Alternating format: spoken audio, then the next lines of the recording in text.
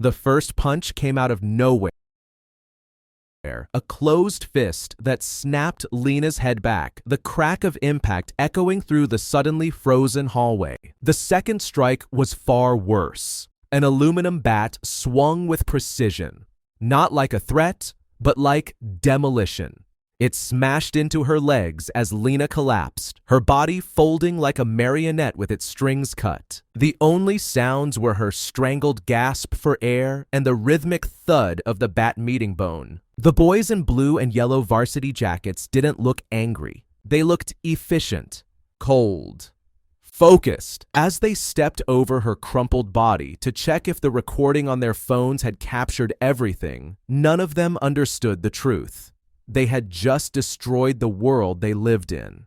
What happened that afternoon in Northwood High wasn't just bullying. It was the spark that would bring down the entire system that had protected. This is the story of the day the unthinkable happened and the quiet mother who refused to let it be buried. Outside Northwood High, the American flag snapped in the autumn wind, the perfect picture of small-town normalcy. But inside, reality was a raw, ruthless ecosystem of teenagers fueled by insecurity, dominance, and social hierarchies carved into stone. And into this world stepped Lena Evans. She didn't look like the others. At 22, she was older than her classmates, forced to repeat years after a life filled with poverty, hospital visits, and survival instead of typical teenage milestones.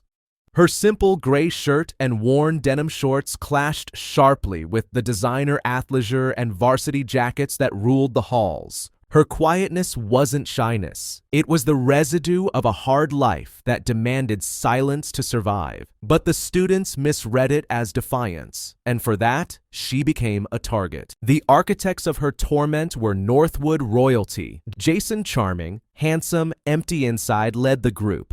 Mark, bigger and meaner, treated his baseball bat like an accessory of power. Teachers ignored it. Administrators tolerated it. Their parents sat on school boards and ran fundraisers. Their names decorated trophies, hallways, and banners. Their privilege was armor. Consequences were myths. Bullying began with whispered insults. Charity case, outsider, freak. Then came spilled drinks, shoved shoulders, snatched notebooks. Lena tried to become invisible, relying on the old strategy that had kept her alive in harder places. But her refusal to break only angered them. They escalated online, anonymous accounts posting edited photos, cruel memes, threats disguised as jokes. The attack wasn't spontaneous.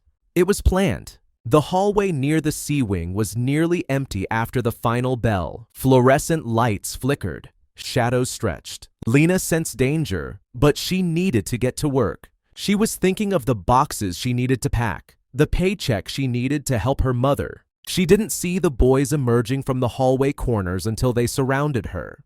Jason smirked. Dress code violation. Mark lifted his bat.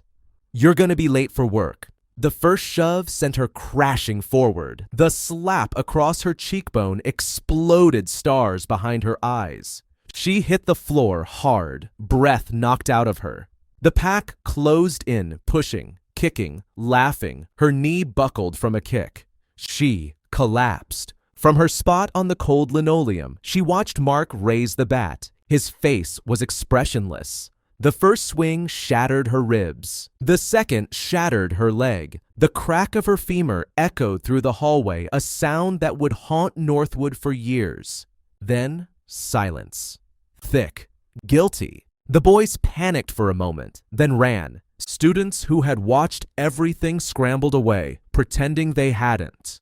Lena was left alone on the floor, broken and gasping. Her mother, Lena Evans, was at home surrounded by overdue bills when the school called. "A small altercation," they said. "Just a precaution," they said. Nothing prepared her for the ER room.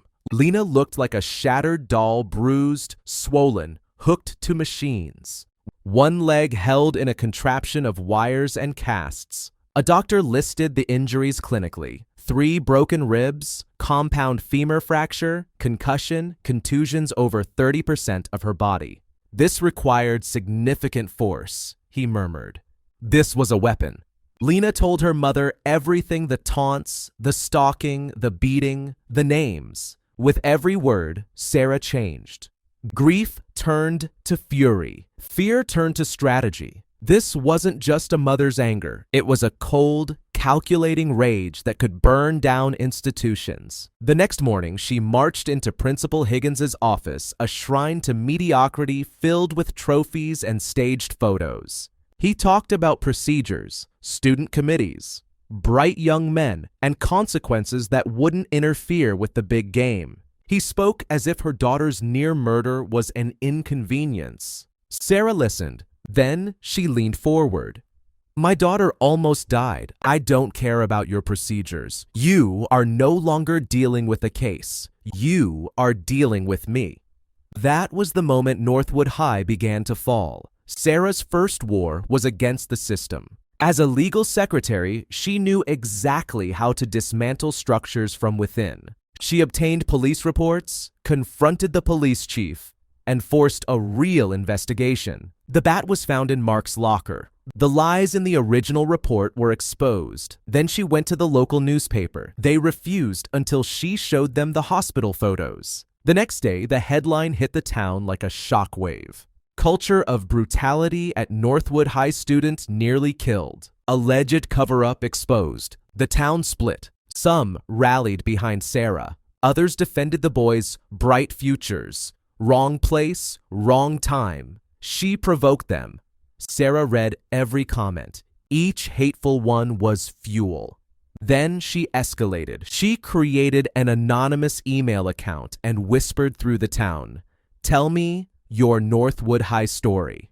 Within hours, the inbox overflowed. Victims, parents, teachers, stories of beatings, humiliation, harassment, threats, blackmail, screenshots of vile messages, photos of vandalism, records of ignored complaints.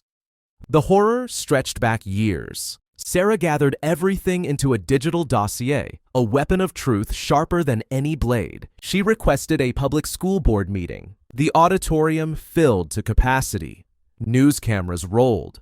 Lena sat in the back in her wheelchair, a living reminder of the violence they all wanted to forget. Sarah took the podium. For 90 minutes, she exposed everything. Screenshots, emails, photos, evidence. Internal emails proving administrators buried complaints to protect athletes. The audio of Lena's beating echoed through the room. Mothers cried. Parents shouted. Teachers hung their heads. It was total, unstoppable collapse. Scholarships were revoked. Sponsors withdrew funding. The school board members were voted out in the next election. Higgins and the athletic director resigned. Jason, Mark, and 2 others were charged as adults, convicted, and served prison time. Their families lost everything financially, socially, reputationally.